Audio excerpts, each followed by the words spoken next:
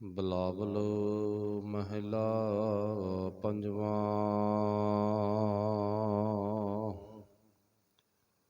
ਮਾਤ ਗਰਭ ਮਹਿ ਹਾਥ ਦੇ ਰਾਖਿਆ।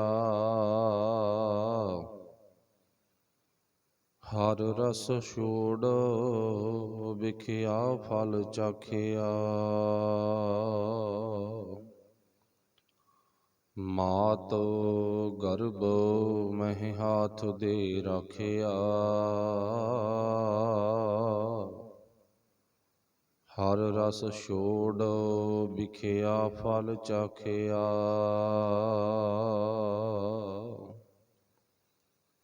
ਭਜ ਗੋਬਿੰਦ ਸਭ ਛੋੜ ਜੰਜਾਲ।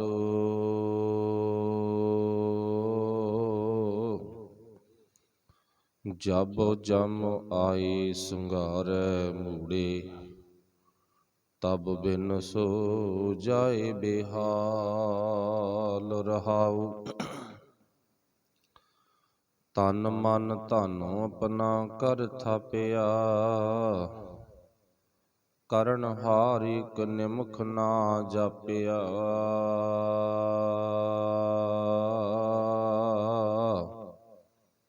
ਮਹਾ ਮੋਹ ਅੰਧਕੂਪ ਭਰਿਆ।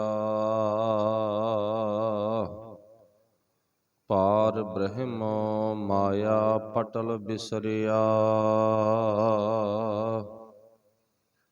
ਵੱਡੈ ਭਾਗ ਪ੍ਰਭ ਕੀਰਤਨ ਗਾਇਆ। ਸਤ ਸੰਗ ਨਾਨਕ ਪ੍ਰਭ ਪਾਇਆ।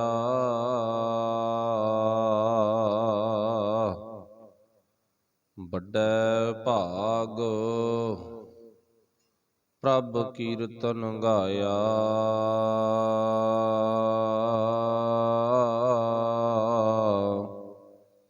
ਸਤ ਸੰਗ ਨਾਨਕ ਪ੍ਰਭ ਪਾਇਆ।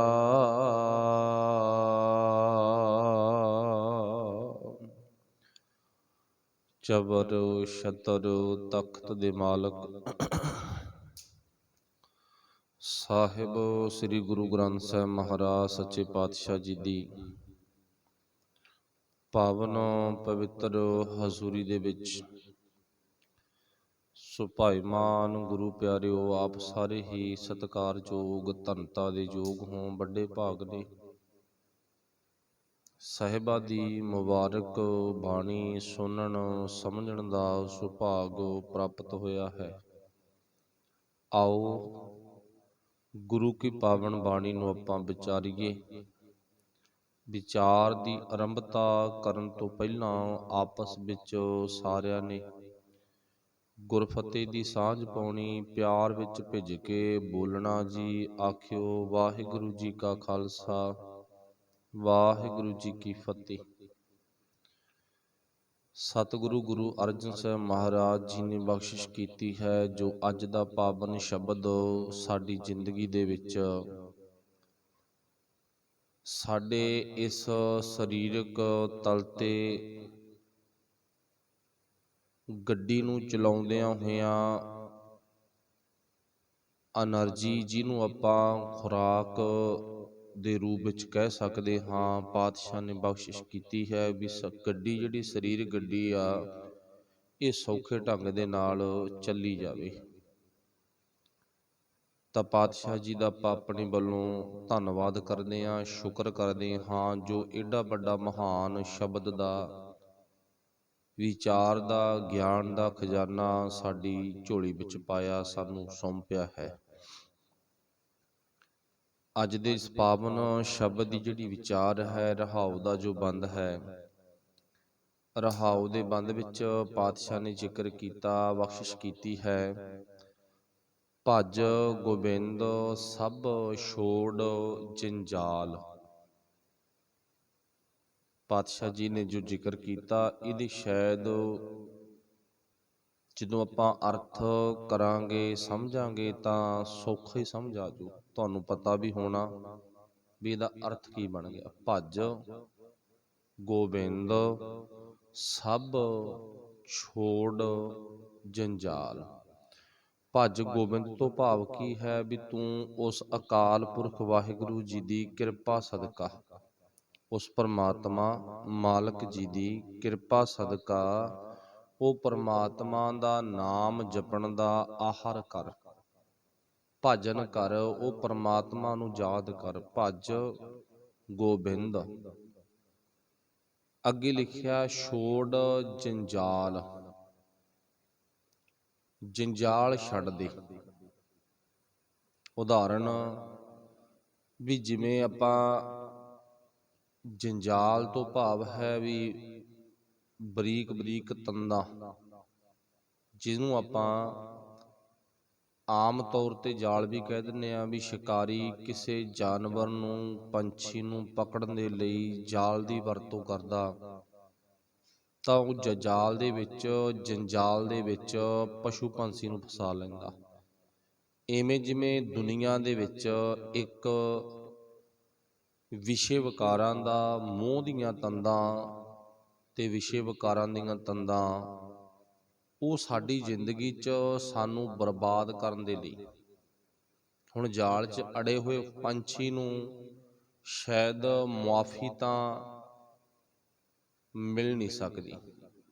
ਕੋਈ ਬਿਰਲਾ ਕੇਸ ਹੋਵੇਗਾ ਜਿੱਥੇ ਜਾਲ ਵਿੱਚ ਕੋਈ ਜਾਨਵਰ, ਕੋਈ ਪੰਛੀ ਪਕੜਿਆ ਗਿਆ ਤੇ ਉਹਨੂੰ ਮੁਆਫੀ ਮਿਲ ਜਾਵੇ, ਉਹ ਬਖਸ਼ਿਆ ਜਾਵੇ। ਕੋਈ ਬਿਰਲਾ, ਬਾਹਲੇ ਨਜਾਇਜ਼ ਵੱਡੇ ਭਾਗ ਹੋਣਗੇ। ਬਸ ਉੱਥੋਂ ਸਾਨੂੰ ਸਿੱਖਿਆ ਲੈ ਲੈਣੀ ਚਾਹੀਦੀ ਆ। ਸਾਡੇ ਜੀਵਨ ਦੇ ਵਿੱਚ ਉਸ ਪਰਮਾਤਮਾ ਨੇ ਹੀ, ਉਸ ਵਾਹਿਗੁਰੂ ਜੀ ਨੇ ਹੀ ਸਾਨੂੰ ਸਮਝਾਇਆ ਬੜੇ ਸੋਹਣੇ ਢੰਗ ਦੇ ਨਾਲ ਵੀ ਤੂੰ ਵੀ ਮੋਹ ਦੀਆਂ ਤੰਦਾਂ ਵਿੱਚ, ਜੰਜਾਲ ਦੇ ਵਿੱਚ ਫਸ ਚੁੱਕਿਆ, ਤੇ ਫਸੇ ਹੋਏ ਨੂੰ ਬਚਣ ਦਾ ਕੋਈ ਚਾਂਸ ਖਤਮ ਹੋ ਜਾਂਦਾ। ਆਪਾਂ ਵੀ ਕਹਿੰਦੇ ਇੱਕ ਵਾਰੀ ਬੰਦਾ ਨਾ ਹੀ ਫਸ ਗਿਆ, ਹੁਣ ਤਾਂ ਇਹਦੇ ਲਈ ਨਿਕਲਣਾ ਮੁਸ਼ਕਲ ਆ ਭਾਈ। ਪਰ ਫਿਰ ਵੀ ਕਦੇ ਨਾ ਕਦੇ, ਕਿਤੇ ਨਾ ਕਿਤੇ ਜਾ ਕੇ ਕੋਈ ਚਾਂਸ ਬਣ ਸਕਦਾ ਵੀ ਅਸੀਂ ਉਸ ਜਾਲ ਦੇ ਵਿੱਚੋਂ ਬਚ ਜਾਈਏ। ਹੋ ਸਕਦਾ ਅਸੀਂ ਰੌਲਾ ਪਾਈਏ, ਸ਼ਿਕਾਰੀ ਸਾਡੇ ਤੇ ਤਰਸ ਕਰ ਜਾਵੇ, ਅਸੀਂ ਕੋਸ਼ਿਸ਼ ਕਰੀਏ ਜਾਲ ਨੂੰ ਟੁੱਕਣ ਦੀ, ਅਸੀਂ ਕੋਸ਼ਿਸ਼ ਕਰੀਏ ਜਾਲ ਨੂੰ ਟੁੱਕਣ ਦੀ, ਜਾਲ ਨੂੰ ਵੱਢਣ ਦੀ। ਬਸ ਅਸੀਂ ਕੌਣ ਹਾਂ ਤੇ ਉਹ ਸ਼ਿਕਾਰੀ ਕੌਣ ਹੈ? ਸ਼ਿਕਾਰੀ ਦੇ ਸੰਬੰਧ ਵਿੱਚ ਜਦੋਂ ਆਪਾਂ ਗੁਰੂ ਨੂੰ ਪੁੱਛਾਂਗੇ ਨਾ, ਤੇ ਗੁਰੂ ਸਾਹਿਬ ਕਹਿੰਦੇ ਉਹ ਖੁਦ ਹੀ ਪਰਮਾਤਮਾ ਸ਼ਿਕਾਰੀ ਆ। ਉਹ ਆਪ ਹੀ ਤੈਨੂੰ ਕਿਸੇ ਟੇਢੇ ਵਿੰਗੇ ਢੰਗ ਦੇ ਨਾਲ ਨਾ ਇਸ ਜਾਲ ਦੇ ਵਿੱਚ ਫਸਾ ਲੈਂਦਾ। ਤੇ ਜਾਲ ਟੁੱਕਿਆ ਕਿਵੇਂ ਜਾਊਗਾ? ਗੁਰੂ ਤੋਂ ਮਤ ਲੈ ਕੇ। ਗੁਰ ਕੀ ਮਤ ਤੂੰ ਲੈ ਆਨੇ। ਭਗਤ ਬਿਨਾ, ਗੁਣਾ ਤੋਂ ਬਿਨਾ, ਗਿਆਨ ਤੋਂ ਬਿਨਾ ਬਹੁਤ ਡੂਬੇ ਸਿਆਣੇ, ਬੜੇ ਇਸ ਧਰਤੀ ਤੇ ਚਲਾਕ ਲੋਕ ਜਾਲ ਦੇ ਵਿੱਚ ਫਸ ਕੇ ਭਾਈ ਡੁੱਬ ਗਏ, ਮਾਰੇ ਗਏ। ਕਹਿਣ ਤੋਂ ਭਾਵ ਅਸੀਂ ਨਾ ਮਰੀਏ, ਅਸੀਂ ਕੋਸ਼ਿਸ਼ ਕਰੀਏ ਜੇ ਤਾਂ ਜਾਲ ਵਿੱਚ ਫਸ ਗਏ ਤਾਂ ਜਾਲ ਟੁੱਕਣ ਦਾ ਤਰੀਕਾ ਗੁਰੂ ਤੋਂ ਪੁੱਛ ਲਈਏ। ਜੇ ਤਾਂ ਜਾਲ 'ਚ ਫਸ ਗਏ ਨਾ, ਜਾਲ ਨੂੰ ਟੁੱਕਣ ਦਾ ਤਰੀਕਾ, ਉਹਨੂੰ ਵੱਢਣ ਦਾ ਤਰੀਕਾ ਗੁਰੂ ਤੋਂ ਪੁੱਛ ਲਈਏ ਆਪਾਂ। ਤੇ ਜੇ ਜਾਲ ਦੇ ਵਿੱਚ ਫਸ ਚੁੱਕੇ ਹਾਂ ਤਾਂ ਗੁਰੂ ਸਾਹਿਬ ਕਹਿੰਦੇ ਤੂੰ ਰੌਲਾ ਪਾ। ਤਰਸ ਦੀ ਭਾਵਨਾ ਉਹ ਸ਼ਿਕਾਰੀ ਨੇ ਬਣਾ ਲੈਣੀ। ਐਸੀ ਗੱਲ ਨਹੀਂ ਵੀ ਸ਼ਿਕਾਰੀ ਤਰਸ ਨਾ ਕਰੇ ਤੇਰੇ ਤੇ, ਤੂੰ ਰੌਲਾ ਪਾ। ਰੌਲਾ ਪਾਉਣ ਦੇ ਨਾਲ ਤੇਰੀ ਫਰਿਆਦ ਆ ਜਿਹੜੀ ਉਹ ਸੁਣੀ ਜਾ ਸਕਦੀ ਆ। ਤੇ ਨਹੀਂ, ਜਿਹੜੇ ਚਾਂਸ ਨੇ ਉਹ ਬਣ ਚੁੱਕੇ ਨੇ। ਚਾਂਸ ਆ ਜਿਹੜੇ ਮੌਤ ਦੇ ਘਾਟ ਉਤਾਰਨ ਦੇ, ਉਹ ਖੁਦ ਬਣ ਹੀ ਚੁੱਕੇ ਨੇ। ਉਹਨਾਂ ਤੋਂ ਬਚਣ ਦਾ ਫਿਰ ਹੋਰ ਕੋਈ ਤਰੀਕਾ ਨਹੀਂ ਹੈ। ਦੋ ਆਪਸ਼ਨਾਂ ਨੇ, ਜਾਂ ਤਾਂ ਰੌਲਾ ਪਾ ਜਾਂ ਟੁੱਕ ਦੇ। ਹੁਣ ਰੌਲਾ ਪਾਉਣ ਵਾਲੀ ਆਪਸ਼ਨ ਕਿਹੜੀ ਹੈ? ਵੀ ਅਸੀਂ ਜਾਂ ਤਾਂ ਗੁਰੂ ਨਾਲ ਜੁੜ ਕੇ ਗਿਆਨ ਪ੍ਰਾਪਤ ਕਰਕੇ ਕਬੀਰ ਕੇਸੋ ਕੇਸੋ ਕੂਕੀਆ ਦੇ ਧਾਰਨੀ ਬਣੀਏ, ਵੀ ਪ੍ਰਮਾਤਮਾ ਗੁਰੂ ਅਕਾਲ ਪੁਰਖ ਜੀ ਦਾ ਸ਼ੁਕਰ ਕਰੀਏ ਜੇ ਅਸੀਂ ਜਾਲ ਤੋਂ ਬਚ ਗਏ। ਨਹੀਂ ਜਾਲ ਤੋਂ ਬਚੇ ਤਾਂ ਰੌਲਾ ਪਾਈਏ। ਦੂਜੀ ਗੱਲ, ਉਹ ਪਰਮਾਤਮਾ ਰੂਪੀ ਸ਼ਿਕਾਰੀ ਫਿਰ ਸਾਡੇ ਤੇ ਤਰਸ ਕਰ ਜੂਗਾ, ਸਾਡੇ ਤੇ ਨਾ ਉਹ ਦਇਆ ਕਰੂਗਾ। ਉਹ ਬੜਾ ਦਇਆ ਦਾ ਪਾਤਰ ਹੈ। ਉਹ ਪਰਮਾਤਮਾ ਬੜਾ ਨਰਮ ਹੈ, ਜਿਹਨੂੰ ਆਪਾਂ ਕਹਿ ਲਈਏ। ਤੇ ਦੂਜੀ ਆਪਸ਼ਨ ਕੀ ਆ, ਤੇ ਜਾਂ ਭਾਈ ਕੱਲਾ ਕੱਲਾ ਤੰਦ ਤੂੰ ਤੋੜਨਾ ਸ਼ੁਰੂ ਕਰ ਦੇ। ਹੁਣ ਮੰਨ ਲਓ ਪੰਛੀ ਜਾਲ 'ਚ ਫਸ ਗਏ, ਉਹ ਹਿੰਮਤ ਕਰਦੇ ਨੇ, ਕੋਸ਼ਿਸ਼ ਕਰਦੇ ਨੇ, ਜਾਲ ਨੂੰ ਟੁੱਕਦੇ ਨੇ, ਟੁੱਕ ਕੇ ਜਿੰਨੀ ਜਗ੍ਹਾ ਉਹਨਾਂ ਨੂੰ ਮਿਲ ਗਈ ਉਸ ਜਗ੍ਹਾ ਦੇ ਵਿੱਚੋਂ ਉਹ ਫਰਾਰ ਹੋ ਜਾਂਦੇ ਆ, ਭੱਜ ਜਾਂਦੇ ਆ। ਹੁਣ ਅਸੀਂ ਇਸ ਜਾਲ ਦੇ ਵਿੱਚ ਫਸ ਗਏ ਤੇ ਗੁਰੂ ਸਾਹਿਬ ਨੇ ਦੋ ਆਪਸ਼ਨਾਂ ਦੇ ਦਿੱਤੀਆਂ, ਜਾਂ ਰੌਲਾ ਪਾਲਾ ਤੇ ਜਾਂ ਭਾਈ ਜਾਲ ਨੂੰ ਟੁੱਕ ਦੇ। ਟੁੱਕਣ ਤੋਂ ਭਾਵ ਕੀ ਹੈ, ਗਿਆਨ ਦਾ ਗੁਰੂ ਪਾਤਸ਼ਾਹ ਦੇ ਵੱਲੋਂ ਬਲੇਡ ਲੈ ਕੇ ਨਾ, ਤੇ ਗਿਆਨ ਦੇ ਬਲੇਡ ਨਾਲ ਕੱਲੀ ਕੱਲੀ ਤੰਦ, ਕੱਲੀ ਕੱਲੀ ਤੰਦ ਆ ਜਿਹੜੀ, ਉਹਨੂੰ ਵੱਢ ਦੇ ਤੂੰ। ਜਿੰਨੀ ਜਗ੍ਹਾ ਮਿਲ ਗਈ ਬਸ ਤੂੰ ਨਿਕਲ ਜਾਏਗਾ। ਕਾਮ ਕ੍ਰੋਧ ਲੋਭ ਮੋਹ ਹੰਕਾਰ ਰੂਪੀ ਇਹ ਜਾਲ ਪੈ ਗਿਆ, ਤੰਦ ਪੈ ਗਏ, ਖਿੱਲਰ ਗਏ, ਜਿਹਨੂੰ ਮਾਇਆ ਦਾ ਮੋਹ ਵੀ ਆਪਾਂ ਕਹਿ ਦਿੰਨੇ ਆ। ਇਸ ਜਾਲ ਤੋਂ ਤੂੰ ਬਚ ਸਕਦਾ ਗਾ ਆਹ ਤਰੀਕੇ ਦੇ ਨਾਲ। ਤੇ ਗੁਰਬਾਣੀ ਵਿੱਚ ਇੱਕ ਨਹੀਂ ਅਨੇਕਾਂ ਥਾਵਾਂ ਤੇ ਜੰਜਾਲ ਦੀ ਗੱਲ ਕੀਤੀ ਹੈ, ਅਨੇਕਾਂ ਥਾਵਾਂ ਤੇ। ਜੰਜਾਲ ਮੀਨਜ਼ ਜਾਲ, ਜਾਲ ਮੀਨਜ਼ ਭਾਵ ਬਰੀਕ ਬਰੀਕ ਰੱਸੀਆਂ ਦਾ ਬੁਣਿਆ ਹੋਇਆ ਡੱਬੀਦਾਰ ਕੋਈ ਕਿਸੇ ਤਰ੍ਹਾਂ ਦਾ ਜਾਲ। ਇਵੇਂ ਜਿਵੇਂ ਸਾਡੇ ਜੀਵਨ ਦੇ ਵਿੱਚ ਸਾਨੂੰ ਮਿਲਿਆ ਹੋਇਆਗਾ ਇਸ ਧਰਤੀ ਤੇ, ਕੋਈ ਕੋਈ ਉਸ ਜਾਲ ਦੇ ਵਿੱਚ ਫਸਣ ਤੋਂ ਬਚ ਜਾਂਦਾ। ਫਿਰ ਗੁਰੂ ਸਾਹਿਬ ਕਹਿੰਦੇ ਨੇ, ਕਹਿੰਦੇ ਭਜ ਗੋਬਿੰਦ ਸਭ ਛੋੜ ਜੰਜਾਲ। ਤੂੰ ਗੁਰੂ ਦਾ, ਪਰਮੇਸ਼ਰ ਪਰਮਾਤਮਾ ਦਾ ਭਜਨ ਕਰ, ਤੇ ਉਹ ਪਰਮਾਤਮਾ ਨਾ ਤੈਨੂੰ ਜਾਲ 'ਚ ਫਿਰ ਫਸਣ ਨਹੀਂ ਦਿੰਦਾ। ਉਹਦੇ ਕੋਲੇ ਬਖਸ਼ਿਸ਼ ਆ ਤੈਨੂੰ ਬਚਾਉਣ ਦੀ, ਗੁਰੂ ਕੋਲੇ ਗਿਆਨ ਆ ਤੈਨੂੰ ਬਚਾਉਣ ਦੇ ਲਈ। ਭਜ ਗੋਬਿੰਦ ਸਭ ਛੋੜ ਜੰਜਾਲ। ਉਹ ਆਪਸ਼ਨ ਆਪਾਂ ਧਿਆਨ 'ਚ ਰੱਖਣੀਆਂ, ਜਾਂ ਟੁੱਕ ਦਈਏ ਜਾਲ ਨੂੰ, ਤੇ ਜਾਂ ਆਪਾਂ ਰੌਲਾ ਪਾਈਏ। ਗੁਰੂ ਰੌਲਾ ਪਾਉਣ ਤੇ ਤਰਸ ਕਰ ਵਾਹਿਗੁਰੂ ਪਰਮੇਸ਼ਰ ਪਰਮਾਤਮਾ ਤਰਸ ਕਰ ਸਕਦਾ, ਤੇ ਜਾਲ ਟੁੱਕਣ ਦੇ ਵਿੱਚ ਮਦਦ ਸਾਡੀ ਗੁਰੂ ਕਰ ਸਕਦਾ ਗਾ। ਫਿਰ ਪਾਤਸ਼ਾਹ ਜੀ ਕਹਿੰਦੇ ਇਹ ਕੰਮ ਤੂੰ ਜ਼ਰੂਰ ਕਰਨਾ ਗਾ। ਜੋ ਉਪਜੋ ਸੋ ਬਿਨਸ ਹੈ, ਪਰੋ ਆਜ ਕੈ ਕਾਲ, ਨਾਨਕ ਹਰ ਗੁਣ ਉੱਥੇ ਵੀ ਕਿਹਾ ਗਾਏ ਲੈ, ਛਾੜ ਸਗਲ ਜੰਜਾਲ। ਉੱਥੇ ਵੀ ਜੰਜਾਲ ਦੀ ਗੱਲ ਕੀਤੀ ਆ, ਬੜੇ ਹੀ ਪ੍ਰਮਾਣ ਨੇ ਗੁਰਬਾਣੀ 'ਚ, ਹਨਾ। ਫਿਰ ਅੱਗੇ ਗੁਰੂ ਸਾਹਿਬ ਜ਼ਿਕਰ ਕਰਦੇ ਨੇ, ਕਹਿੰਦੇ ਆਏ ਸੰਘਾਰੈ, ਮੂੜੇ ਤਬ ਬਿਨਸ ਜਾਏ ਬੇਹਾਲ। ਕਹਿੰਦੇ ਜੇ ਤੂੰ ਰੌਲਾ ਵੀ ਨਾ ਪਾਇਆ, ਜੇ ਤੂੰ ਜਾਲ ਨੂੰ ਟੁੱਕ ਵੀ ਨਾ ਸਕਿਆ, ਨਾ ਹੀ ਤਾਂ ਤੂੰ ਰੌਲਾ ਪਾਇਆ, ਨਾ ਤੂੰ ਟੁੱਕ ਸਕਿਆ। ਟੁੱਕਣ ਤੋਂ ਭਾਵ ਹਿੰਮਤ ਕਰ, ਉਦਮ ਕਰ, ਉਪਰਾਲਾ ਕਰ, ਗਿਆਨ ਰੂਪੀ ਵਲੇਡ ਦੇ ਨਾਲ ਇਹ ਮੋਹ ਮਾਇਆ ਦਾ ਜਾਲ ਤੋੜ ਦੇ। ਜਿੰਨੀ ਜਗ੍ਹਾ ਮਿਲ ਗਈ ਫਰਾਰ ਹੋ ਜੀ।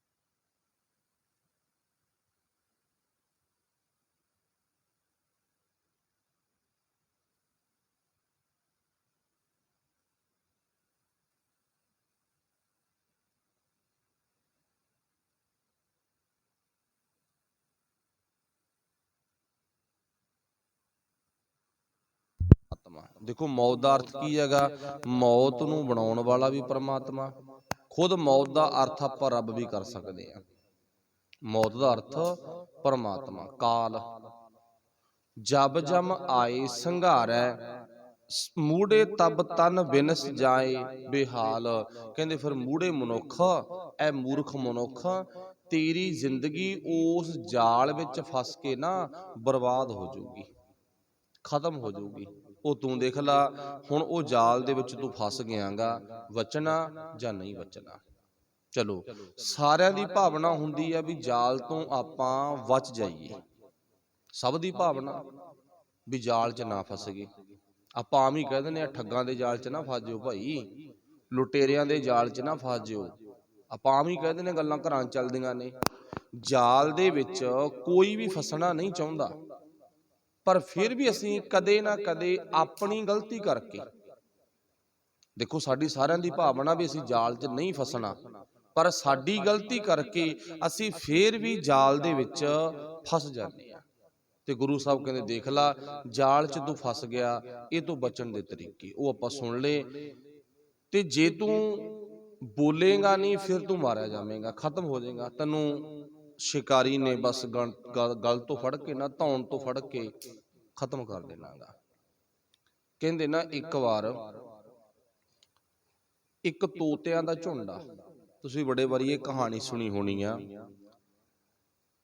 ਕਹਿੰਦੇ ਤੋਤੇ ਜਦੋਂ ਆਪਣੇ ਆਲਣਿਆਂ ਤੋਂ ਜੰਗਲ ਵੱਲ ਜਾਂਦੇ ਨੇ ਤੇ ਇੱਕ ਜਗ੍ਹਾ ਉਹਨਾਂ ਨੇ ਐਸੀ ਮਿਲ ਗਈ ਜਿੱਥੇ ਬਹੁਤੀ ਮਿਹਨਤ ਕਰਨ ਦੀ ਲੋੜ ਨਹੀਂ ਪੈਂਦੀ, ਬਹੁਤੇ ਗੇੜੇ ਫੇੜੇ ਖਾਣ ਦੀ ਲੋੜ ਨਹੀਂ ਪੈਂਦੀ।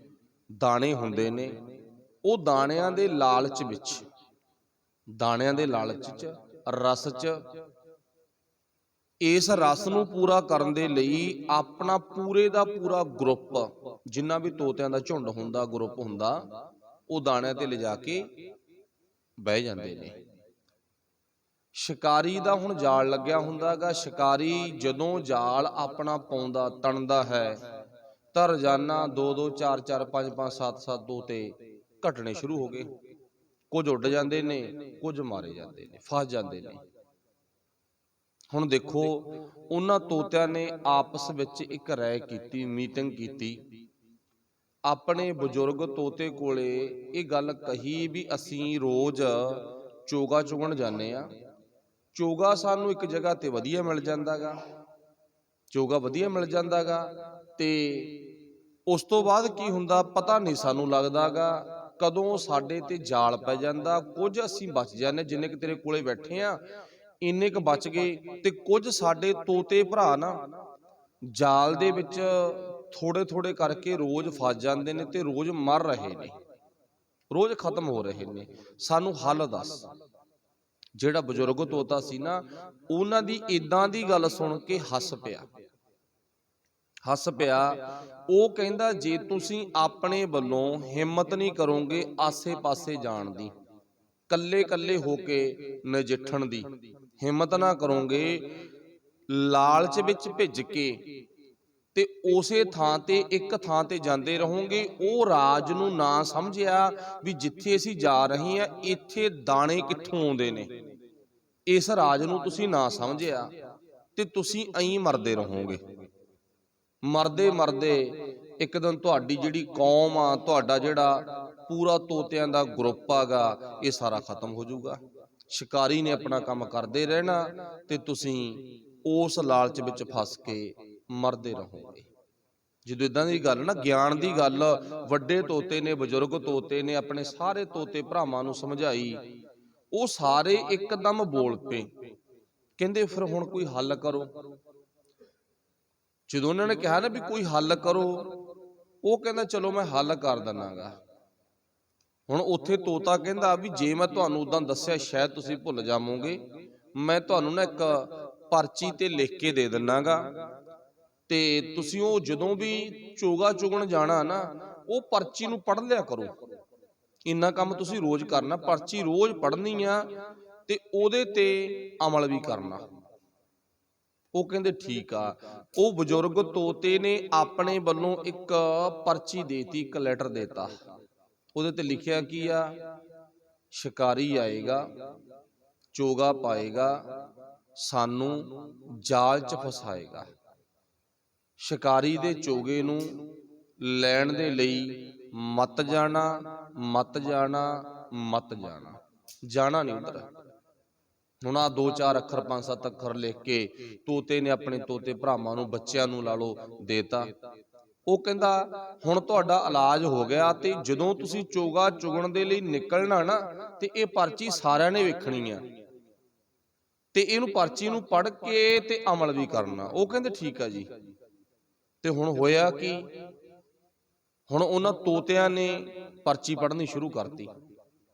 ਸ਼ਿਕਾਰੀ ਆਏਗਾ, ਚੋਗਾ ਪਾਏਗਾ, ਅਸੀਂ ਉਸ ਚੋਗੇ ਦੇ ਲਾਲਚ ਵਿੱਚ ਸ਼ਿਕਾਰੀ ਦੇ ਚੋਗੇ ਤੇ ਨਹੀਂ ਜਾਣਾ, ਨਹੀਂ ਜਾਣਾ, ਨਹੀਂ ਜਾਣਾ। ਪਰਚੀ ਪੜ੍ਹ ਰਹੇ ਨੇ, ਪਰ ਪੜ੍ਹਦਿਆਂ ਆਪਣੇ ਜੀਵਨ 'ਚ ਅਮਲ ਨਹੀਂ ਕੀਤਾ ਵੀ ਅਸੀਂ ਉੱਥੇ ਨਾ ਜਾਈਏ। ਜਾਂ ਇਉਂ ਕਹਿ ਲਓ ਵੀ 5-7 20 ਉਹ ਤੋਤੇ ਸੀ ਜਿਹੜੇ ਕਹਿੰਦੇ ਕੁਛ ਨਹੀਂ ਹੁੰਦਾਗਾ, ਬਚ ਜਾਂਗੇ, ਆਪਣੇ ਕੋਲੇ ਤਵੀਤ ਹੈਗਾ, ਹੁਣ ਮੰਤਰ ਹੈਗਾ ਆਪਣੇ ਕੋਲੇ, ਆਪਣੇ ਸਿਆਣੇ ਪੁਰਖ ਨੇ ਆਪਾਂ ਨੂੰ ਬਚਾਉਣ ਦੇ ਲਈ ਉਪਾਅ ਕਰਤਾ, ਆਪਾਂ ਹੁਣ ਕਿਵੇਂ ਮਰਾਂਗੇ, ਆਪਾਂ ਨਹੀਂ ਮਰਾਂਗੇ, ਆਪਾਂ ਆਓ ਚੱਲੀਏ, ਕੁਛ ਨਹੀਂ ਹੁੰਦਾ, ਤਾਂ ਚੱਲੀ ਜਾਂਦਾ ਸਾਰਾ ਕੁਛ। ਜਦੋਂ ਇਦਾਂ ਰਾਏ ਬਣਾ ਲਈ ਵੀ ਚਲੋ, ਉਹ ਦਾਣਿਆਂ ਤੇ ਫਿਰ ਵਾਗੇ। ਸ਼ਿਕਾਰੀ ਆਇਆ ਤੇ ਉਹਨੇ ਅੱਜ ਜਾਲ ਆਪਣਾ ਰੋਜ਼ ਦੀ ਤਰਤੀਬ ਮੁਤਾਬਕ ਪਾਇਆ ਵਈ ਆ ਤੇ ਚੋਗਾ ਵੀ ਖਿਲਾਰਿਆ ਪਿਆ ਗਾ। ਅੱਜ ਤੋਤੇ ਬੇਸੰਸ ਹੋ ਕੇ, ਜਿਹਨੂੰ ਆਪਾਂ ਕਹਿ ਲਈਏ ਡਰ ਤੋਂ ਰਹਿਤ ਹੋ ਕੇ ਦਾਣੇ ਚੁਗ ਰਹੇ ਨੇ। ਅੱਗੇ ਸੁਚੇਤ ਹੋ ਕੇ ਚੁਗਦੇ ਸੀਗੇ ਵੀ ਜਦੋਂ ਵੀ ਜਾਲ ਸਿੱਟੂਗਾ ਜਿੰਨੇ ਕ ਬੱਚੇ 19 ਠੀਕ ਆ, ਬਚ ਜਾਂਦੇ ਨੇ, ਵਾਧੂ ਬਚ ਜਾਂਦੇ ਨੇ। ਪਰ ਅੱਜ ਥੋੜੀ ਤਸੱਲੀ ਆ, ਕਹਿੰਦੇ ਅੱਜ ਵੱਡੇ ਬਾਪੂ ਨੇ ਨਾ ਆਪਾਂ ਨੂੰ ਪਰਚੀ ਲਿਖ ਕੇ ਦਿੱਤੀ ਆ, ਤਵੀਤ ਕਰਕੇ ਦਿੱਤਾ ਹੈਗਾ, ਮੰਤਰ ਲਿਖ ਕੇ ਦਿੱਤਾ ਹੈਗਾ, ਤੇ ਮੰਤਰ ਆਪਾਂ ਪੜ੍ਹ ਵੀ ਰਹੇ ਆ, ਤੇ ਅੱਜ ਨਹੀਂ ਆਪਾਂ ਮਰਦੇ, ਅੱਜ ਨਹੀਂ ਆਪਾਂ ਜਾਲ 'ਚ ਫਸਦੇਗੇ। ਪਰ ਹੋਇਆ ਕੀ, ਜਾਲੀ ਆਇਆ, ਤੋਤਿਆਂ ਤੇ ਭਾਵ ਜਾਲ ਪਾਇਆ, ਤੇ ਉਹਨੇ ਆਪਣਾ ਜਾਲ ਦੇ ਵਿੱਚ ਤੋਤੇ ਅੱਜ ਸਾਰੇ ਦੇ ਸਾਰੇ ਫਸਾਲੇ, ਸਾਰੇ ਦੇ ਸਾਰੇ ਤੋਤੇ ਫਸਾਲੇ। ਤੇ ਹੁਣ ਕੀ ਆ, ਜਦੋਂ ਤੋਤਿਆਂ ਨੂੰ ਪਕੜ ਕੇ ਉਹ ਸ਼ਿਕਾਰੀ ਲਿਜਾ ਰਿਹਾਗਾ, ਅੱਜ ਬਜ਼ੁਰਗ ਤੋਤਾ ਇਨਕੁਆਰੀ ਕਰਨ ਦੇ ਲਈ ਮੰਗਰ ਆ ਗਿਆ, ਵੇਖਣ ਦੇ ਲਈ ਮੰਗਰ ਆ ਗਿਆ ਵੀ ਵੇਖਦੇ ਆ ਭਲਾ ਉਹਨਾਂ ਨੇ ਮੇਰੀ ਗੱਲ ਸੁਣ ਕੇ ਮੰਨੀ ਆ ਕਿ ਮੰਨੀ ਨਹੀਂ। ਵੇਖਦੇ ਆ ਭਲਾ ਵੀ ਸੁਣ ਕੇ ਮੰਨੇ ਆ ਜਾਂ ਨਹੀਂ ਮੰਨੇਗੇ। ਜਦੋਂ ਮੰਗਰ ਆ ਗਿਆ ਨਾ, ਤੇ ਹੋਇਆ ਕੀ, ਸਾਰੇ ਤੋਤੇ ਜਾਲ 'ਚ ਪਕੜੇ ਹੋਏ ਨੇ, ਤੇ ਜਿਹੜੀ ਪਰਚੀ ਲਿਖ ਕੇ ਦਿੱਤੀ ਸੀ ਨਾ, ਉਹ ਪਰਚੀ ਦਾ ਰੱਟਾ ਵੀ ਲਾ ਰਹੇ ਨੇ। ਸ਼ਿਕਾਰੀ ਆਏਗਾ, ਚੋਗਾ ਪਾਏਗਾ, ਉਸ ਲਾਲਚ ਵਿੱਚ ਸ਼ਿਕਾਰੀ ਦੇ ਚੋਗੇ ਤੇ ਮਤ ਜਾਣਾ, ਮਤ ਜਾਣਾ, ਮਤ ਜਾਣਾ, ਰੌਲਾ ਵੀ ਪਾ ਰਹੇ ਨੇ ਤੇ ਜਾਲ 'ਚ ਵੀ ਫਸੇ ਪਏ ਨੇ। ਸ਼ਿਕਾਰੀ ਤੁਰਿਆ ਜਾ ਰਿਹਾ ਹੈਗਾ। ਉਸ ਬਜ਼ੁਰਗ ਤੋਤੇ ਨੂੰ ਬਹੁਤ ਅਫਸੋਸ ਹੋਇਆ। ਉਹ ਕਹਿੰਦਾ ਕਮਲਿਓ, ਆਹ ਸੋਡਾ ਨਾ ਤੋਤਾ ਰੱਟਾ ਲਾਉਣ ਦੇ ਨਾਲ ਨਹੀਂ ਜਾਨ ਬਚਣੀ ਸੀ, ਇਹ ਤੇ ਅਮਲ ਕਰਨਾ ਸੀਗਾ, ਇਹ ਤੇ ਅਮਲ ਕਰਨਾ ਸੀ ਤਾਂ ਤੁਸੀਂ ਬਚਣਾ ਸੀ। ਤੁਹਾਨੂੰ ਮੈਂ ਕਿਹਾ ਸੀ ਵੀ ਉਸ ਜਗ੍ਹਾ ਤੇ ਨਹੀਂ ਜਾਣਾ ਜਿੱਥੇ ਤੁਹਾਡੇ ਭਰਾ ਰੋਜ਼ ਫਸ ਜਾਂਦੇ ਨੇ ਤੇ ਮਰ ਜਾਂਦੇ ਨੇ।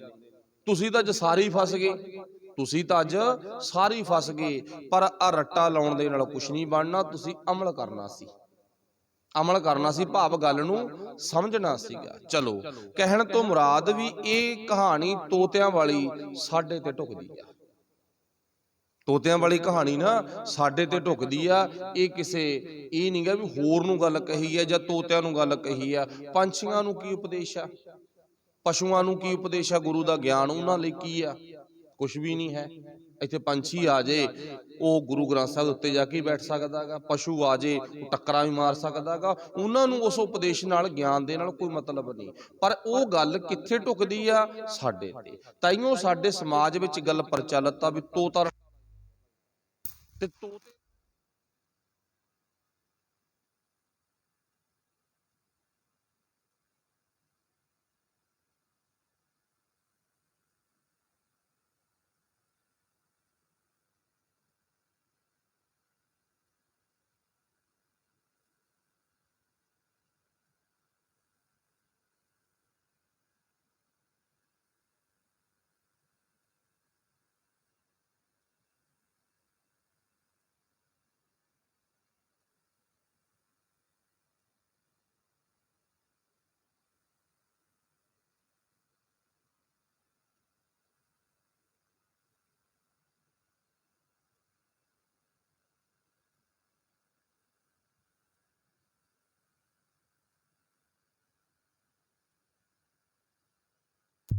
ਆਪਾਂ ਕਿਸੇ ਕੋਲੇ ਕੀ ਲੈਣ ਜਾਣਾ, ਰਹਿਣ ਦੋ, ਆਪਾਂ ਨਹੀਂ ਜਾਣਾ, ਸਾਡੀ ਭਾਵਨਾ ਆਪਾਂ ਨਹੀਂ ਜਾਣਾਗਾ।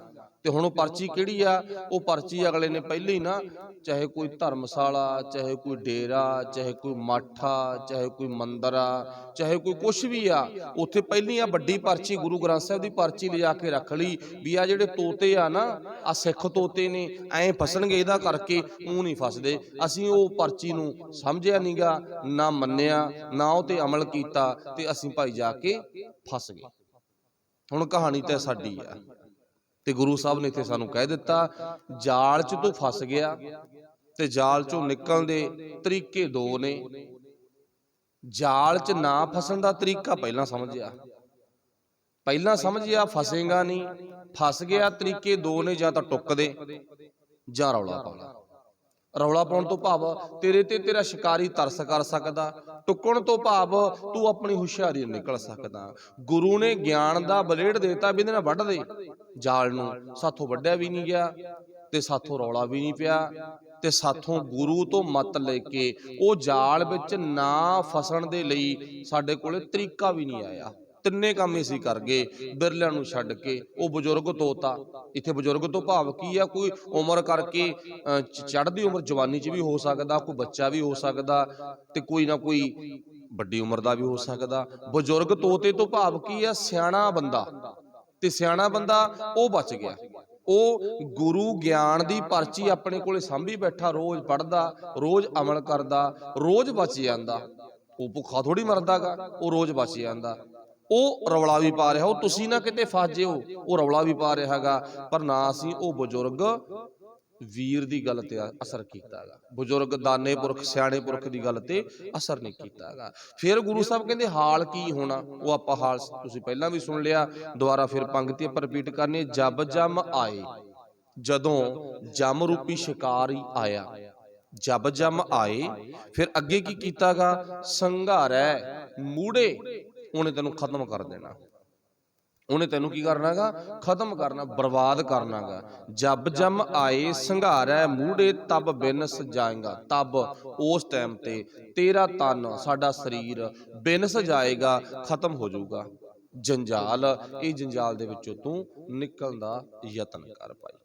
ਆਪਾਂ ਹੁਣ ਤੱਕ ਇੱਕ ਪੰਗਤੀ ਦੀ ਵਿਆਖਿਆ ਕਰ ਲਈ ਵੀ ਆਪਾਂ ਕਿਵੇਂ ਜਾਲ ਚੋਂ ਬਚਣਾ। ਪਹਿਲੀ ਬਚ ਜਾਈਏ ਤਾਂ ਗਿਆਨ ਦੀ ਪ੍ਰਾਪਤੀ ਕਰ ਲਈਏ, ਮੰਨ ਲਈਏ ਪਰਚੀ ਜਿਹੜੀ ਲਿਖ ਕੇ ਦਿੱਤੀ ਆ ਸਾਡੇ ਗੁਰੂ ਸਾਹਿਬ ਨੇ, 1430 ਅੰਗ ਇੱਕ ਪਰਚੀ ਆ, ਉਹਨੂੰ ਪੜ੍ਹ ਕੇ ਅਮਲ ਕਰੀਏ।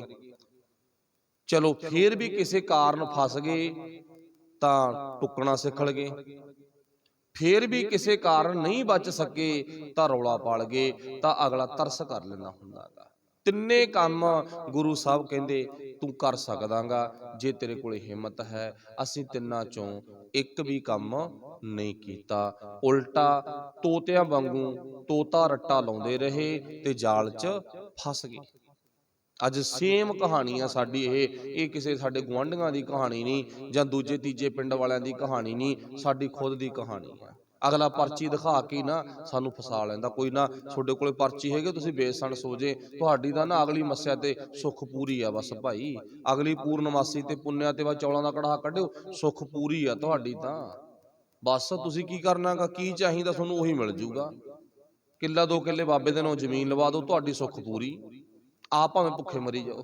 ਚਲੋ ਪਾਤਸ਼ਾਹ ਜੀ ਫਿਰ ਅਗਲੇ ਬੰਦ ਵਿੱਚ ਕਹਿੰਦੇ ਨੇ, ਕਹਿੰਦੇ ਵਿਸ਼ਵਾਸ ਕਰ ਉਹ ਗੁਰੂ ਤੇ ਪਰਮਾਤਮਾ ਤੇ, ਜਿਹਨੇ ਤੈਨੂੰ ਜ਼ਿੰਦਗੀ ਦਿੱਤੀ ਆ ਨਾ, ਤੇ ਅੱਜ ਉਹਨੂੰ ਛੱਡ ਕੇ ਤੂੰ ਬੜੇ ਹੀ ਬਚਣ ਦੇ ਉਪਰਾਲੇ ਕਰ ਰਿਹਾਗਾ। ਵਾਹਿਗੁਰੂ ਭਲਾ ਕਰੇ, ਤੂੰ ਬੜੇ ਢੰਗ ਵਰਤ ਰਿਹਾਗਾ, ਪਰ ਇੱਕੋ ਹੀ ਵਿਸ਼ਵਾਸ ਦੀ ਉਦਾਹਰਨ ਦਿੱਤੀ ਹੈ ਪਾਤਸ਼ਾਹ ਨੇ। ਚਲੋ ਤੁਸੀਂ ਸਾਰੇ ਸਿਆਣੇ ਹੋ, ਇਸ ਗੱਲ ਨੂੰ ਸਮਝਦੇ ਹੋ ਵੀ ਗੁਰੂ ਤੇ ਜਿੰਨਾ ਵਿਸ਼ਵਾਸ ਹੋ ਜੇ ਓਨਾ ਥੋੜਾ ਗਾ।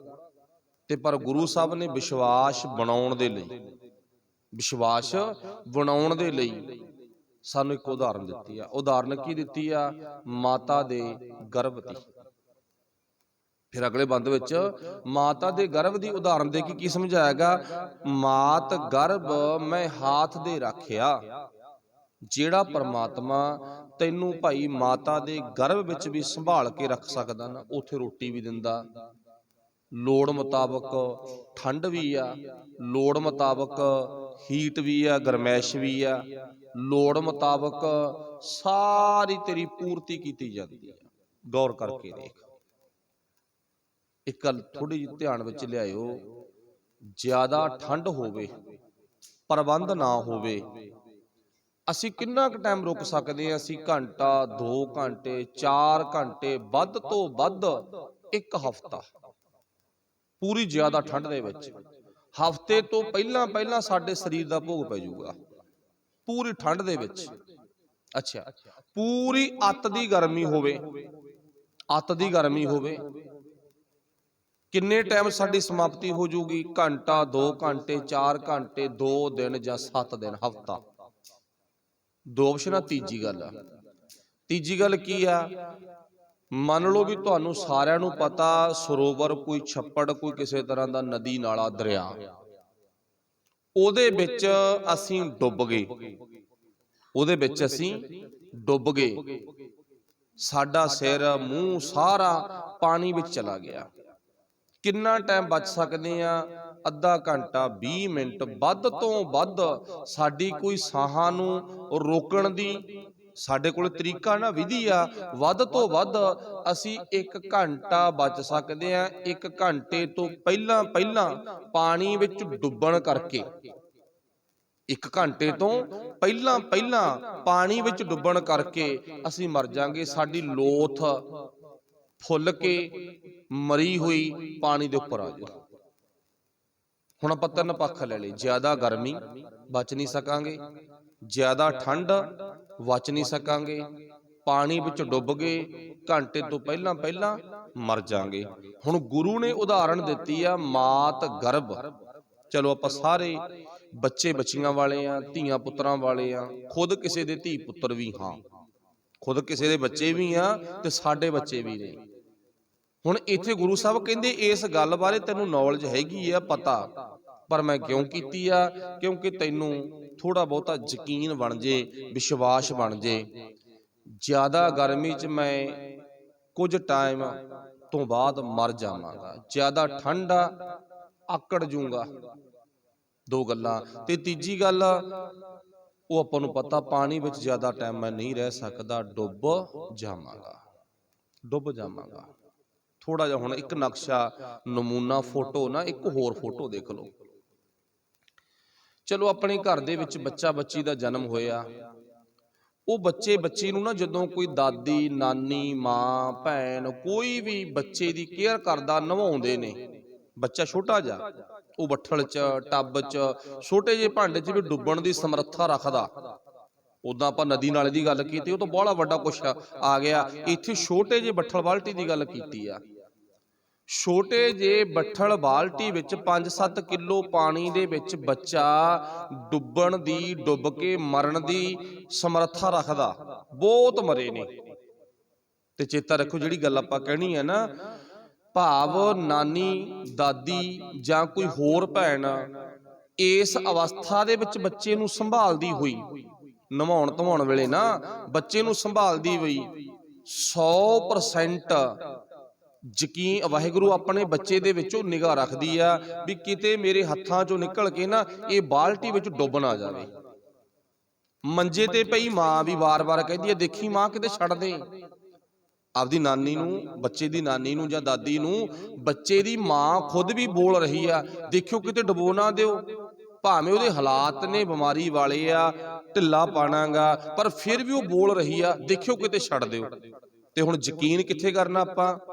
ਜੇ ਨਕਸ਼ਾ ਬਣਾ ਕੇ ਦੇਖੇ, ਚਲੋ ਉਹ ਉਦਾਂ ਦੀ ਆਪਾਂ ਭਾਵਨਾ ਰੱਖਣੀ ਹੈ ਵੀ ਬੱਚੇ ਦੀ ਸੰਭਾਲ ਕਰਨੀ ਆ, ਡੁੱਬ ਨਾ ਜਾਵੇ, ਉਹ ਸਾਡਾ ਹੱਕ ਬਣਦਾਗਾ, ਸਾਡਾ ਹੱਕ ਬਣਦਾ ਨਾ। ਕਿਉਂਕਿ 9 ਮਹੀਨਿਆਂ ਦੀ ਪਹਿਲੀ ਜ਼ਿੰਮੇਵਾਰੀ ਪ੍ਰਮਾਤਮਾ ਦਾ ਸੀ।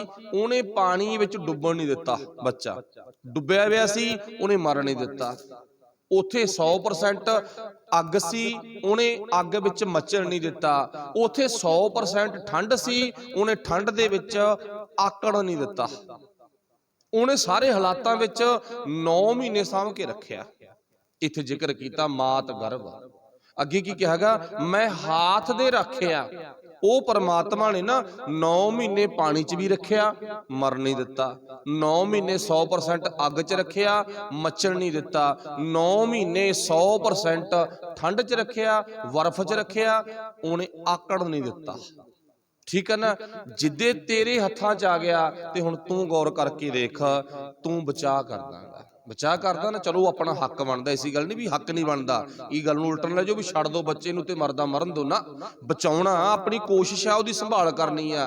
पर यकीन की करना, जिस परमात्मा ने 9 महीने एडी भाव बख्शिश दा पात्र बन के इहनूं हत्थ दे के रखिया ना, मैं अपनी केयर करनी है, हिम्मत करनी है, बचना माड़े कामां तो, माड़े थावां तो, डुब्बण तो, अग तो, ठंड तो बचना, वो मेरा हक बनदा गा। पर विश्वास की करिए, मौत देण वाला भी परमात्मा ते मौत तो बचाउण वाला भी परमात्मा। जे वो सानू इदां दे हालातां विच रख सकदा गा तां वो सानू धरती ते भी भाई जरूर बचावेगा। ओहदी एक ऑप्शन आ, वो बचावेगा किवें, वो जिवें सियाणे तोते ने पर्ची दित्ती सी ना, इवें उहने पर्ची दित्ती आ सानू 1430 पन्ना। ये पर्ची नूं आपां पढ़ीए, समझ के जीवन च कमाईए, फिर असीं जाल विच फसन तो बच जांगे, डुੱਬਣ तो बच जांगे, मचण तो बच जांगे, ते असीं कदे भी धोखा नहीं खावांगे। ना वो मरहे ना ठागे जाहे, जिनकै राम वसै मन माहे। भरोसा करिए बस। ये पहली तुक की कहंदी आ, भरोसा कर, यकीन कर बस। ठीक है ना। अगे पातशाह जी कहंदे ने, हर रस सोड़ बिखिया फल चाखिया। होया कि जदों तू नानी दे हत्थां च आ गया, दादी दे हत्थां च आ गया, मां दे वारी तौर ते हत्थां च आ गया, उस दिन तू भाव क्यों इदां दे हालात बन गए भी तू डुੱਬ सकदा, तू मच सकदा, तू खत्म हो सकदा, इदां दे हालात क्यों बन गए, ਉਹਦਾ ਕਾਰਨ ਕੀ ਆ। ਫਿਰ ਅਗਲੀ ਪੰਕਤੀ ਵਿੱਚ ਦੱਸਿਆ, ਕਹਿੰਦੇ ਉਹ ਪਰਮਾਤਮਾ ਨੇ ਜਦੋਂ ਤੂੰ ਧਰਤੀ ਤਖਤ ਤੇ ਆਇਆ ਨਾ, ਆਉਂਦੇ ਨੇ ਤੈਨੂੰ ਦੋ ਪਦਾਰਥ ਦਿੱਤੇ, ਆਉਂਦਿਆਂ ਨੂੰ ਤੈਨੂੰ ਦੋ ਪਦਾਰਥ ਦਿੱਤੇ। ਉਹਨਾਂ ਦੋਨਾਂ ਪਦਾਰਥਾਂ ਦੇ ਵਿੱਚੋਂ ਦੇਖੋ, ਉਸ ਟਾਈਮ ਤੇ ਬੱਚਾ ਬਿਲਕੁਲ ਅਣਭੋਲ ਆ, ਅਣਸਮਝ ਆ, ਉਹਨੂੰ ਕੋਈ ਅਕਲ ਨਹੀਂ, ਕੋਈ ਸਮਝ ਨਹੀਂ, ਕੀ ਖਾਣਾ, ਕੀ ਪਹਿਨਣਾ, ਕੀ ਕਰਨਾ, ਕੀ ਨਹੀਂ ਕਰਨਾ, ਉਹਨੂੰ ਕੋਈ ਪਤਾ ਨਹੀਂ। ਪਰ ਜਿਹੜੀ ਗੱਲ ਗੁਰੂ ਕਹਿੰਦਾ ਉਹਦੇ ਬਾਰੇ ਉਹਨੂੰ ਪਤਾ, ਜਿਹੜੀ ਗੱਲ ਗੁਰੂ ਕਹਿੰਦਾ ਨਾ ਉਹਦੇ ਬਾਰੇ ਉਹਨੂੰ ਪਤਾ। ਹੁਣ ਨਕਸ਼ਾ ਕੀ ਬਣਾਉਣਾ, ਆਪਾਂ ਛੋਟਾ ਜਿਹਾ ਨਕਸ਼ਾ ਬਣਾ ਲਓ, ਕਿਉਂਕਿ ਉਦਾਹਰਨ ਦੇ ਨਾਲ ਸਮਝ ਆ ਜਾਊ। ਆਪਣੇ ਘਰਾਂ ਦੇ ਵਿੱਚ ਪਸ਼ੂ ਰੱਖੇ ਹੋਏ ਆ, ਜਦੋਂ ਮੱਝ ਗਾਂ ਬੱਕਰੀ ਸੂ ਪੈਂਦੀ ਹੈ ਨਾ, ਬੱਚਾ ਪੈਦਾ ਹੋ ਗਿਆ, ਉਸ ਤੋਂ ਬਾਅਦ ਚਲੋ ਆਪਾਂ ਆਪਣੀ ਭਾਵਨਾ ਮੁਤਾਬਕ ਬੱਚੇ ਨੂੰ ਦੁੱਧ ਤੱਕ ਭੇਜਦੇ ਆ, ਉਸ ਕਟਰੂ ਬਸਰੂ ਨੂੰ ਨਾ ਦੁੱਧ ਤੱਕ ਆਪਾਂ ਆਪਣੀ ਭਾਵਨਾ ਮੁਤਾਬਕ ਭੇਜਦੇ ਆ। ਪਰ ਉਦਾਹਰਨ ਇੱਥੇ ਗੁਰੂ ਸਾਹਿਬ ਨੇ ਦਿੱਤੀ ਆ, ਦੁਧਾਰੂ ਪਸ਼ੂਆਂ ਦੇ ਬੱਚੇ ਜਦੋਂ ਜਨਮ ਲੈ ਲੈਂਦੇ ਨੇ, ਆਪਣੀ ਮਾਤਾ ਦੇ ਦੁੱਧ ਤੱਕ ਆਪੇ ਪਹੁੰਚ ਜਾਂਦੇ ਨੇ, ਆਪਣੀ ਮਾਤਾ ਦੇ ਦੁੱਧ ਤੱਕ ਆਪੇ ਪਹੁੰਚ ਜਾਂਦੇ ਨੇ। ਉਹਨਾਂ ਨੂੰ ਕੋਈ ਖਿੱਚ ਕੇ ਨਹੀਂ ਲੈ ਜਾਂਦਾ ਵੀ ਇਧਰਲੇ ਪਾਸੇ ਆ ਜਾਓ, ਇਧਰਲੇ ਬੰਨੇ ਆ ਜਾਓ ਨਾ, ਵੀ ਇਧਰ ਤੁਹਾਡੀ ਖੁਰਾਕ ਖਿੱਚ ਕੇ ਨਹੀਂ ਕੋਈ ਲੈ ਜਾਂਦਾ। ਤੇ ਹੁਣ ਇੱਥੇ ਇਸ਼ਾਰਾ ਕੀ ਕੀਤਾ ਗੁਰੂ ਸਾਹਿਬ ਨੇ, ਇਸ਼ਾਰਾ ਇਹ ਕੀਤਾ ਵੀ ਆਪਾਂ ਕਹਿੰਦੇ ਆ ਵੀ ਬੱਚੇ ਨੂੰ ਕੋਈ ਨੌਲੇਜ ਨਹੀਂ ਉਸ ਟਾਈਮ ਦੇ ਵਿੱਚ, ਉਸ ਅਵਸਥਾ ਦੇ ਵਿੱਚ ਹੈ ਵੀ ਨਹੀਂ, ਕੋਈ ਸ਼ੱਕ ਨਹੀਂ ਇਹਦੇ 'ਚ। ਜਿਹੜੀ ਨੌਲੇਜ ਅਸੀਂ ਚਾਹੁੰਦੇ ਆ ਨਾ ਉਹ ਹੈ ਨਹੀਂ, ਪਰ ਇੱਕ ਗੱਲ ਦੀ ਨੌਲੇਜ ਤਾਂ ਹੈ ਨਾ। ਬੱਚੇ ਨੂੰ ਕੀ ਪਤਾ ਲੱਗ ਗਿਆ ਵੀ ਆਹ ਦੁੱਧ ਪੀਣ ਕਾਰਨ ਮੈਂ ਬਚ ਜਾਵਾਂਗਾ, ਮੈਂ ਰੱਜ ਜਾਵਾਂਗਾ, ਮੈਂ ਤ੍ਰਿਪਤ ਹੋ ਜਾਵਾਂਗਾ। ਬੱਚੇ ਨੂੰ ਕੋਈ ਪਤਾ ਨਹੀਂ ਕਿਹੜੇ ਸਕੂਲ 'ਚੋਂ ਪੜ੍ਹਾਇਆ, ਕਿਹੜੀ ਨਾਨੀ ਨੇ ਪਾਠ ਪੜ੍ਹਾਇਆ, ਕਿਹੜੀ ਦਾਦੀ ਨੇ ਪਾਠ ਪੜ੍ਹਾਇਆ, ਕਿਹੜੀ ਮਾਂ ਨੇ ਪਾਠ ਪੜ੍ਹਾਇਆ। ਪੁੱਤ ਤੇਰੇ ਲਈ ਦੁੱਧ ਚੰਗਾ ਨਾ, ਪੜ੍ਹਾਇਆ ਨਹੀਂ, ਪਰ ਉਹਨੂੰ ਦੁੱਧ ਮਿਲ ਗਿਆ। ਬੱਚਾ ਉਸ ਤੋਂ ਬਾਅਦ ਦੁੱਧ ਖਾਤਰ ਆਪਣੇ ਆਪ ਹੀ ਰੋਣ ਲੱਗ ਗਿਆ, ਆਪਣੇ ਆਪ ਹੀ ਰੋਣਾ ਸ਼ੁਰੂ ਕਰ ਦਿੱਤਾ।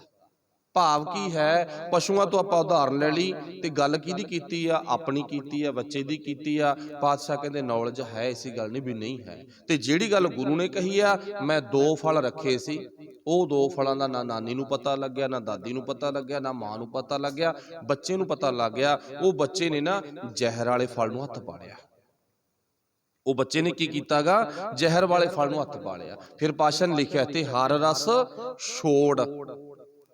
ਹਰੀ ਪਰਮਾਤਮਾ ਦਾ ਨਾਮ ਸੀ ਅੰਮ੍ਰਿਤ ਫਲ, ਤੇ ਜਿਹੜੇ ਜੰਜਾਲ ਵਿੱਚ ਬੱਚਾ ਫਸ ਗਿਆ ਉਹ ਫਲ ਆਗਾ ਵਿਖਿਆ ਜ਼ਹਿਰ।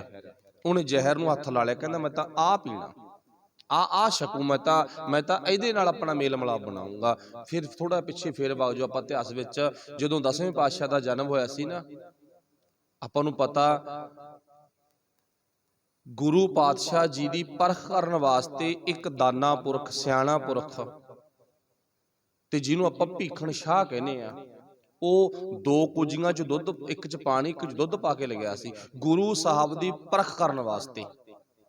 ਚਲੋ ਕਹਾਣੀ ਤੁਸੀਂ ਸਾਰਿਆਂ ਨੇ ਵੈਸੇ ਸੁਣੀ ਵੀ ਆ, ਵੀ ਜਿਸ ਕੁੱਜੀ ਤੇ ਗੁਰੂ ਸਾਹਿਬ ਹੱਥ ਰੱਖਣਗੇ, ਇੱਕ ਨੂੰ ਹਿੰਦੂ ਤੇ ਇੱਕ ਨੂੰ ਮੁਸਲਮਾਨ, 2 ਪੱਖਾਂ ਦਾ ਭਾਵ ਉਹਨੇ ਮਤ ਬਣਾਇਆ ਆਪਣੇ 'ਚ, ਉਹਨਾਂ ਦੀ ਰਾਖੀ ਕਰਨਗੇ, ਉਹਨਾਂ ਦਾ ਭਾਵ ਪੱਖ ਪੂਰਨਗੇ, ਉਹ ਇਦਾਂ ਦੇ ਹਾਲਾਤ ਬਣਾਏ ਆ ਨਾ। ਤੇ ਗੁਰੂ ਸਾਹਿਬ ਬਿਲਕੁਲ ਉਸ ਅਵਸਥਾ ਵਿੱਚ ਆ ਜਦੋਂ ਕੁੱਛੜ ਚੋਂ ਬੱਚਾ ਨਾ ਧੁਰਲੀ ਮਾਰ ਕੇ ਬਾਹਰ ਨਿਕਲ ਜਾਂਦਾ, ਉਸ ਅਵਸਥਾ 'ਚ ਆ। ਤੇ ਗੁਰੂ ਸਾਹਿਬ ਨੇ ਉਸ ਨਿਆਣੀ ਅਵਸਥਾ ਦੇ ਵਿੱਚ ਦੋਨੇ ਕੁੱਜੀਆਂ ਤੇ ਹੱਥ ਮਾਰਿਆ ਤੇ ਦੋਨਾਂ ਨੂੰ ਇੱਕ ਥਾਂ ਤੇ ਡੋਲਤਾ, ਵੀ ਇੱਕ ਨਵਾਂ ਪੰਥ, ਇੱਕ ਵੱਖਰਾ ਭਾਵ ਦੁਨੀਆ ਦੇ ਵਿੱਚ ਇੱਕ ਉਹ ਕੌਮ ਪੈਦਾ ਕਰਨੀ ਆ ਜਿਹੜੀ ਕੌਮ ਪੂਰੇ ਵਰਲਡ ਦੇ ਵਿੱਚ ਬਿਰਲੀ ਨਜ਼ਰ ਆਊਗੀ।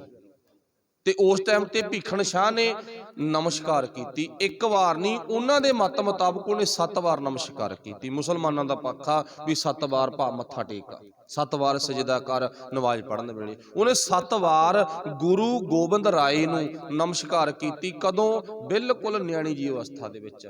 ਜੇ ਉਸ ਅਵਸਥਾ ਵਿੱਚ ਉਹ ਬੱਚਾ, ਉੱਥੇ ਆਪਾਂ ਹੁਣ ਗੁਰੂ ਪਾਤਸ਼ਾਹ ਦਾ ਲਫ਼ਜ਼ ਕੀ ਵਰਤਿਆ ਗਾ, ਗੁਰੂ ਨੇ ਕਿਹਾ, ਬੱਚਾ ਕਿਹਾ, ਉਹ ਬੱਚਾ ਇਦਾਂ ਦਾ ਇਸ਼ਾਰਾ ਕਰ ਸਕਦਾ ਗਾ। ਤੇ ਜਿਹੜੀ ਗੱਲ ਇੱਥੇ ਗੁਰੂ ਨੇ ਕਹੀ ਆ ਉਹ ਤੇ ਸਾਨੂੰ ਯਕੀਨ ਕਰਨਾ ਪਊਗਾ, ਸੱਚਮੁੱਚ ਸਾਡੇ ਬੱਚਿਆਂ ਨੇ ਕਹਿ ਲੋ ਜਾਂ ਅਸੀਂ ਕਹਿ ਲੋ, ਅਸੀਂ ਵੀ ਬੱਚੇ ਸੀ, ਨਿਆਣੇ ਸੀ, ਅਸੀਂ ਵੀ ਭਾਵ ਜ਼ਹਿਰ ਵਾਲੇ ਫਲ ਨੂੰ ਹੀ ਹੱਥ ਲਾਇਆ, ਅਸੀਂ ਦੋਨਾਂ ਨੂੰ ਵੀ ਨਹੀਂ ਹੱਥ ਲਾਇਆ, ਅਸੀਂ ਇੱਕ ਨੂੰ ਹੀ ਹੱਥ ਲਾਤਾ, ਇੱਕ ਪਾਸੇ ਰਹਿ ਗਿਆ, ਇੱਕ ਪਾਸੇ ਰਹਿ ਗਿਆ ਨਾ, ਲਿਵ ਛੁੜਕੀ ਲੱਗੀ, ਭਾਵ ਧਿਆਨ ਸਾਡਾ ਟੁੱਟ ਗਿਆ, ਅਮਰ ਵਰਤਾਇਆ। ਉਹ ਗੁਰੂ ਦਾ ਐਸਾ ਹੁਕਮ ਹੋਇਆ, ਐਸਾ ਹੁਕਮ ਵਰਤਿਆ, ਭਾਵ ਅਸੀਂ ਜ਼ਹਿਰ ਵਾਲਾ ਫਲ ਚੁਣ ਲਿਆ। ਫਿਰ ਪਾਤਸ਼ਾਹ ਜੀ ਕਹਿੰਦੇ, ਹਰ ਰਸ ਸੋੜ ਵਿਖਿਆ ਫਲ ਲਾਗੇ, ਭਾਵ ਬੱਚਾ ਵਿਖਿਆ ਰੂਪੀ ਫਲ ਨਾਲ ਲੱਗ ਗਿਆ। ਤਾਈਓ ਸਾਡੀ ਖੁਆਰੀ ਕਹਿ ਲੋ, ਬਰਬਾਦੀ ਕਹਿ ਲੋ, ਭਟਕਣਾ ਕਹਿ ਲੋ, ਉਹ ਸ਼ੁਰੂ ਹੋ ਗਈ ਭਾਈ। ਪਹਿਲੇ ਪਿਆਰ, ਹੁਣ ਇੱਥੇ ਉਹ ਲਫ਼ਜ਼ ਦੀ ਵਿਆਖਿਆ ਹੋਊਗੀ ਕਿਹੜੇ ਦੀ, ਜੋ ਗੁਰੂ ਨਾਨਕ ਸਾਹਿਬ ਨੇ ਲਿਖਿਆ। ਆਪਣਾ ਸਮਾਂ ਹੋ ਗਿਆ। ਪਹਿਲੇ ਪਿਆਰ ਲੱਗਾ ਥਣ ਦੁੱਧ, ਦੂਜੇ ਮਾਏ ਬਾਪ ਕੀ ਸੋਧ, ਤੀਜਾ ਭਈਆ ਭਾਬੀ ਭੇਬ, ਚੌਥਾ ਪਿਆਰ ਉਪੰਨੀ ਖੇਡ, ਪੰਜਵਾਂ ਖਾਣ ਪੀਣ ਕੀ ਧਾਤ, ਛੇਵਾਂ ਕਾਮ ਨਾ ਪੁੱਛਿਆ ਜਾਤ, ਸੱਤਵਾਂ ਸੰਜ ਕੀ ਆ ਘਰ ਵਾਸ। ਉਹ ਪੂਰੇ ਸ਼ਬਦ ਦੀ ਵਿਆਖਿਆ ਹੁਣ ਇੱਥੇ ਹੋਊ ਆ ਕੇ। ਚਲੋ ਫਿਰ ਅੱਗੇ ਪਾਤਸ਼ਾਹ ਜ਼ਿਕਰ ਕਰਦੇ ਨੇ, ਕਹਿੰਦੇ ਤਨ ਮਨ ਧਨ ਆਪਣਾ ਕਰ ਥਾਪਿਆ।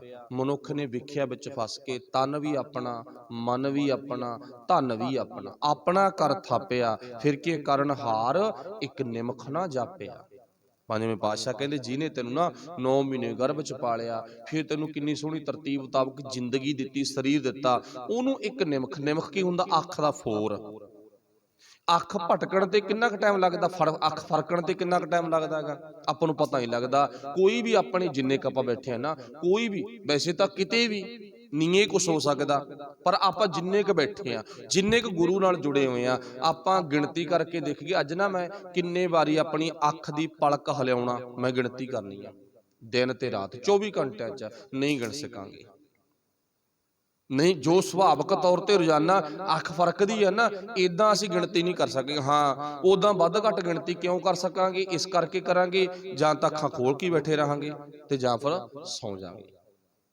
ਪੂਰੀ ਸਹੀ ਢੰਗ ਨਾਲ ਗਿਣਤੀ ਨਹੀਂ ਕਰ ਸਕਾਂਗੇ।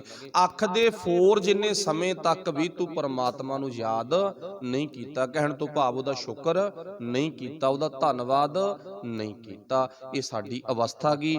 ਅੱਗੇ ਪਾਤਸ਼ਾਹੀ ਲਾਸਟ ਵਿੱਚ ਕਹਿੰਦੇ ਨੇ, ਕਹਿੰਦੇ ਵੱਡਾ ਭਾਗ ਪ੍ਰਭ ਕੀਰਤਨ ਗਾਇਆ, ਸਤ ਸੰਗ ਨਾਨਕ ਪ੍ਰਭ ਪਾਇਆ। ਵੱਡੇ ਭਾਗ ਉਹਨਾਂ ਦੇ ਆ ਜਿਨ੍ਹਾਂ ਨੇ ਰੱਬੀ ਪਿਆਰਿਆਂ ਨਾਲ ਮਿਲ ਕੇ ਪਰਮਾਤਮਾ ਦਾ ਜਸ ਕੀਤਾ, ਕੀਰਤਨ ਕੀਤਾ, ਉਹਨਾਂ ਦੀ ਬਹੁਤ ਚੰਗੀ ਕਿਸਮਤ ਹੈ। ਇੱਥੋਂ ਤੱਕ ਸਮਾਪਤੀ ਆ ਅੱਜ ਦਾ ਵਿਸ਼ਾ ਸੀ, ਤੋਤਾ ਰੱਟਾ ਬੰਦ। ਗੁਰੂ ਦੀ ਗੱਲ ਸੁਣ ਕੇ ਮੰਨੀਏ। ਤੇ ਗੁਰੂ ਪਾਤਸ਼ਾਹ ਜੀ ਕਹਿੰਦੇ ਨੇ, ਜਾਲ ਚੋਂ ਬਚ। ਜਾਲ ਚੋਂ ਬਚਣ ਦੇ 3 ਸਾਧਨ ਦੱਸੇ ਸੀ, ਜਾਂ ਤਾਂ ਟੁੱਕ ਦੇ, ਜਾਂ ਰੌਲਾ ਪਾਲਾ, ਤੇ ਜਾਂ ਫਿਰ ਗੁਰੂ ਦੀ ਗੱਲ ਸੁਣ ਕੇ ਮੰਨ ਲਾ। ਸੋ ਆਪਾਂ ਪਹਿਲਾਂ ਵਿਚਾਰ ਕਰ ਚੁੱਕੇ ਹਾਂ। ਭੁੱਲਾਂ ਦੀ ਖਿਮਾ। ਵਾਹਿਗੁਰੂ ਜੀ ਕਾ ਖਾਲਸਾ।